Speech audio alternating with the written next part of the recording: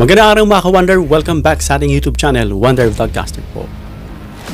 Kahapon nagbigay ng speech si Amy Marcos. At mukhang makabagbag damdamin. Dahil parang nararamdaman natin yung emotion niya parang nagbe-burst na, kaya siguro kinakat. Parang paiyak ba? Pero ang tanong totoo kaya yon o scripted? Yun kaya ay talagang base dun sa naalala niya, sa mga recollection niya. You know, kasi as we get older, we are mostly contemplating about our past. We check our past, the wrongdoings that we have done against our father, mother, family, friends. And then we try to recall what are those mistakes. And then we decide to reconcile with them. But in this case with Bongbong Marcos, na sinabi niya nga yung father niya every mahal na araw daw umaakit na raw sa Cordillera para daw pangmuni, para patawarin. At sabi niya rito mga ka-Wonder, nag-fail daw siya na bantayan si BBBM.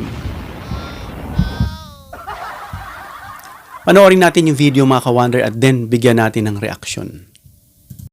Ko, ganitong panahon ng magsisemana Santa, nawawala na yon. Pupunta yon sa bundok, diyan sa tuktok ng mga bundok ng Cordillera. May mga retreat house. Hindi ko alam, Jesuit ba yun o kung anong order. Pagkatapos magre-retreat yun, mawawala ng 1 linggo.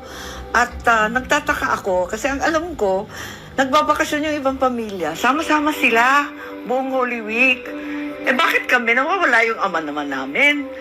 Tinanong ko siya, ba't ganon? Sabi niya, kailangan tuwing Holy Week, babalikan mo yung buong taon kung kanino ka magpapatawad, kung sino ang patatawarin mo, kanino ka nagkulang, at sino nagkulang sa'yo, pero kakalimutan mo na yon. Tapos, hihingi ka ng guidance sa Holy Spirit na kung paano gagawin na mas okay ka sa susunod na taon. Yun ang naaalala ko. At sinabi rin niya sa akin, kahit bata pa ako, isipin mo rin, who do you have to forgive? Who do you have to ask forgiveness from? Kasi Holy Week. At yun daw ang dapat iniisip lagi. Ngayon, iniisip ko na ang dapat ihingi ko ng tawad sa tatay ko, ihingi ko ng tawad na hindi ko nagampanan. Yung utos niya, yung habilin niya, paulit-ulit, hindi lang naman nung tumanda siya at mamamatay na. Kundi talaga buong buhay yata namin. Parating binibilin si Bongbong. Bantayan mo yung kapatid mo. Parating sinasabing ganun. Di ko nabantayan Kaya Dad, sinubukan ko talaga, pinagpilitan ko. Nayayamot na nga sa akin si Bongbong. Alam ko naman. Pero hindi ko talaga kinaya. Maraming humaharang, maraming nagbabawal, maraming naninira. Hindi na kami nagkausap ng matagal at hindi ko nababantayan. Kaya nagkulang ako. Talagang pinilit ko. Kaya humihingi ako ng tawad. Hindi ko kinaya So yun mga ka-Wonder, sinabi niya ron na humingi siya ng tawad sa kanyang father dahil hindi niya kinaya. Sabi ng mga netizens, yung mga nag-oobserba doon sa napanood, ang tanong, binantayan mo ba talaga si PBBM? O mas pinabantayan mo si Sara Duterte dahil best friend kayo? Sabi nga ng iba hindi niya alam kung senador ka o presidente ka ng PTA club No? Kaya isa kang cheerleader So sabi niya, binantayan niya at humingi siya ng guidance sa Holy Spirit. Anyway, para dun sa mga gasgas na laging binabanggit yung Holy Spirit, may the guidance of Holy Spirit, kung sila bato. To my humble understanding, again, I am not a lawyer, Mr. President. Senator, nag-iisip lang. I'm just guided by the Holy Spirit. Ito yung mga ignorant declaration ng pag-aabuso sa paggamit ng Holy Spirit. Alam niyo ba, ang Holy Spirit, kapag nagkasala ka dyan meron tinatawag na unpardonable or unforgivable sin. na kapag nagkasala ka sa Holy Spirit, yung nag-blasphemy ka, no? Kaya maingat tayo sa paggagamit ng Holy Spirit. At saka hindi lahat ng tao may Holy Spirit. Yan po ang katotohanan, ano? Kaya sabi niya, humihingi siya ng guidance sa Holy Spirit. Kasi ang Holy Spirit is a permanent resident na sa katawan ng tao.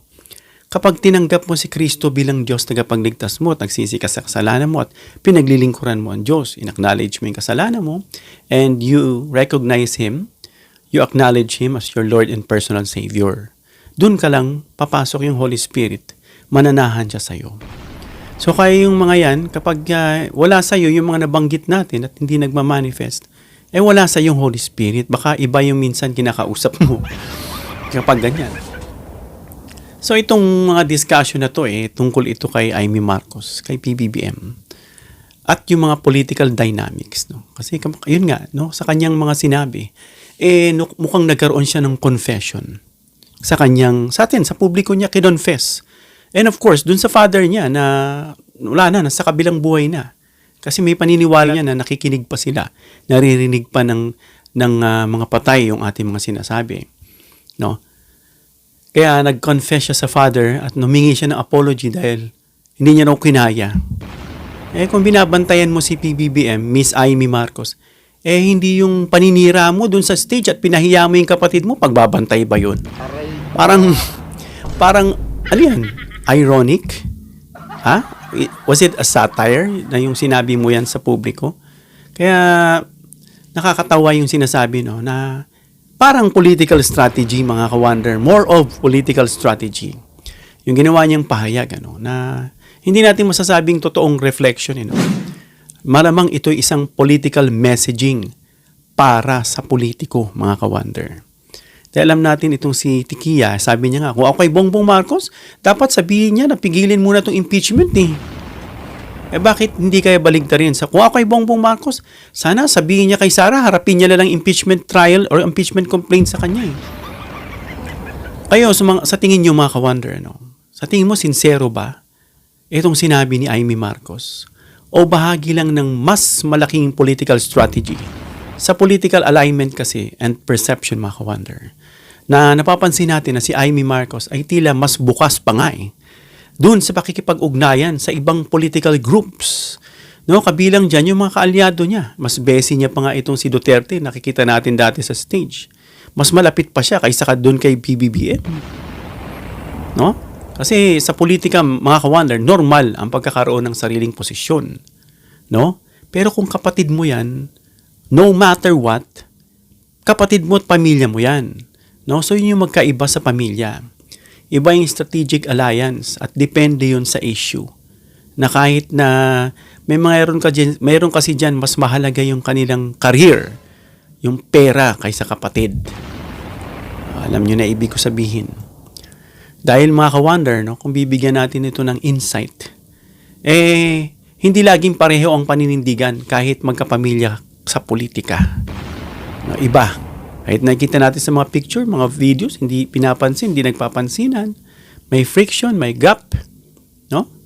At balikan natin tong issue ng Pogo na nabasa ko dun sa isang comment. At policy differences. Na sinasabi ng taong bayan dahil may personal grudge o galit itong si Amy Marcos sa kanyang kapatid.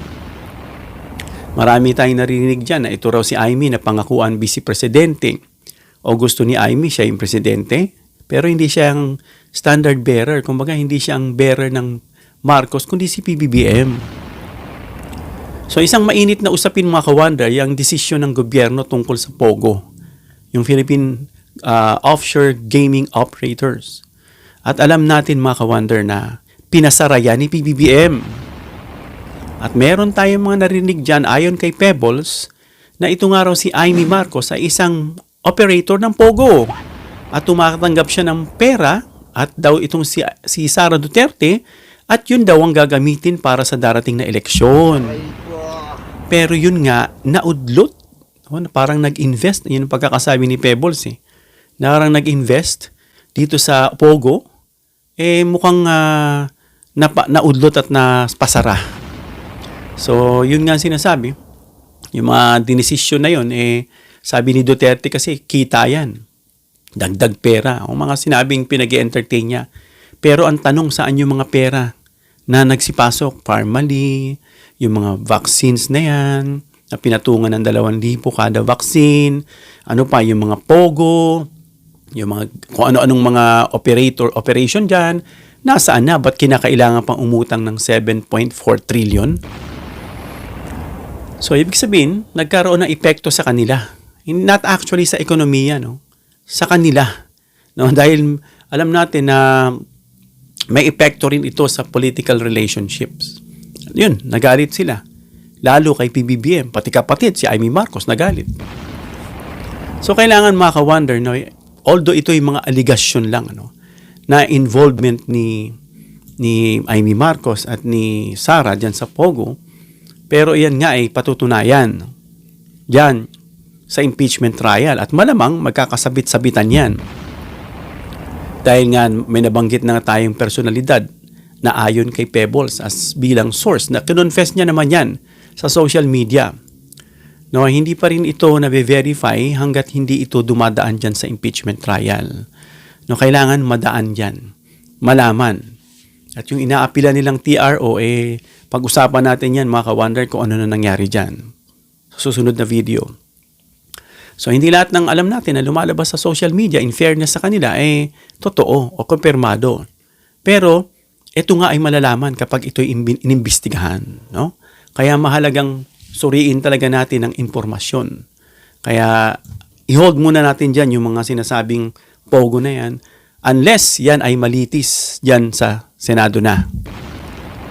At yung pamilya, of course, pamilya, lumalabas kasi nito mga ka-wonder, family versus politics, no? Ang sitwasyon kasi mga ka-wonder, isang classic na conflict. No? Personal na relasyon versus political roles. Kumbaga, nag-uuntugan, pero sino ang mas matimbang? So, ang tanong mga ka-wonder, kung kayo ang nasa posisyon, pipiliin nyo bang pamilya o prinsipyo? Let's say, hindi prinsipyo, posisyon. So, yun mga ka-wonder, dahil politics is not always personal.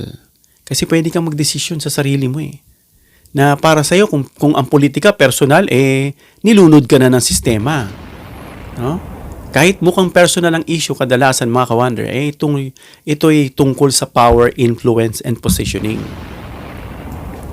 Kaya kung titignan natin yung perception versus reality, nakikita natin dyan sa media madalas, no, na maliit na bahagi lang ng buong larawan. No? Yung konti lang na part of the picture.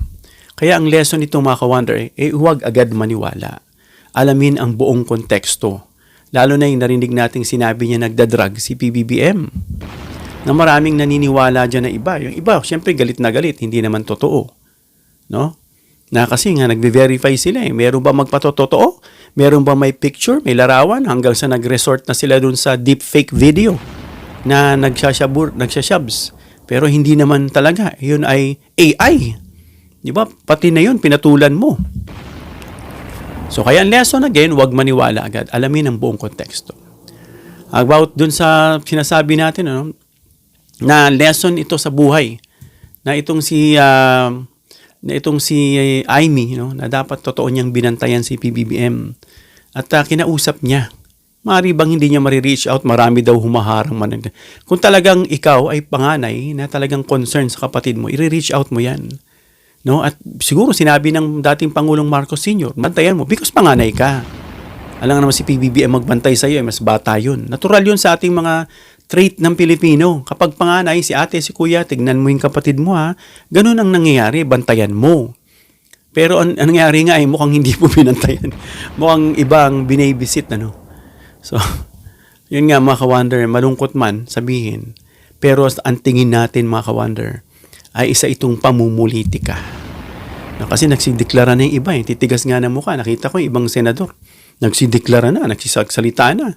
Siguro napapanood yung video natin mga ka-wonder.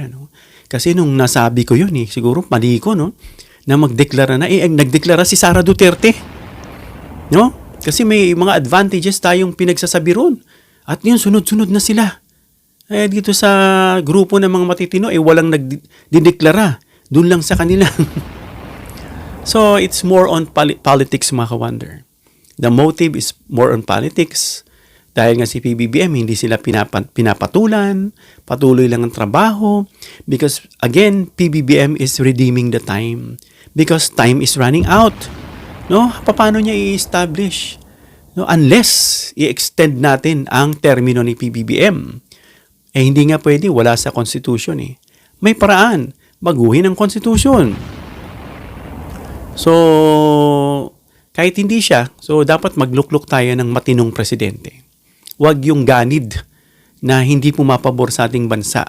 Pagkus sa sarili at maraming bahid ng anomalya at kapag may pinag-uusapan sa transparency at pananagutan, eh tinatakasan. No? Ay wag natin pipiliin yun. Kaya kayo, mga bulag, no? Eh mahirap kasi magsalita. Kaya nga sinasabi natin, hindi natin kaya magmura. Kaya yung iba to rin, doon na lang tayo nakikinig at pinagmumura na lang kayo.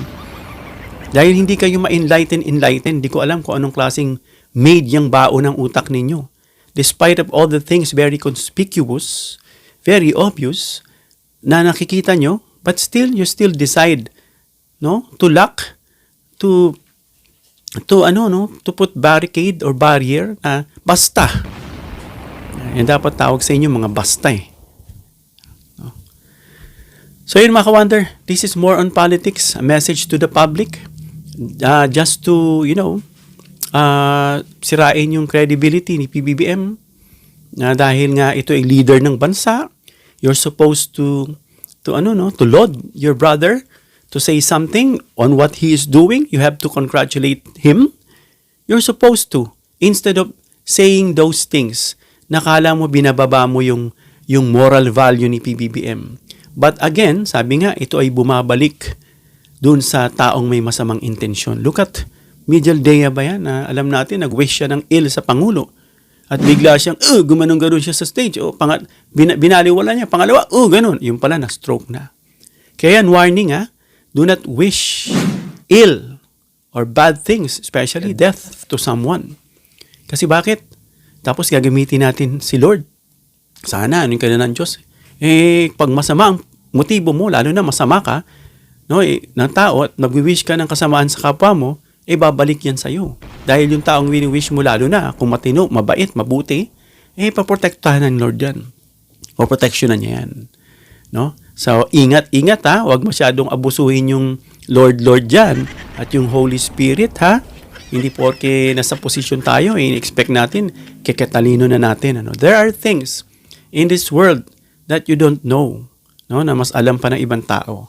Kaya nakakabantay, makukorek at marerebuke kayo. Hanggang dito lang tayo mga ka-wonder. Comment down below your opinion para mabasa natin at ma-reaksyonan. Please give it a thumbs up if you like this video para ma-share ni YouTube sa iba pang viewers. Please share this video para malaman nila itong speech ni Amy Marcos. Is it a personal reflection, an honest one, or just a sort of political message? Please subscribe, hit the notification bell icon, and choose all bilang suporta sa aming mga content creators. Hanggang sa muli mga ka-wonder. God bless.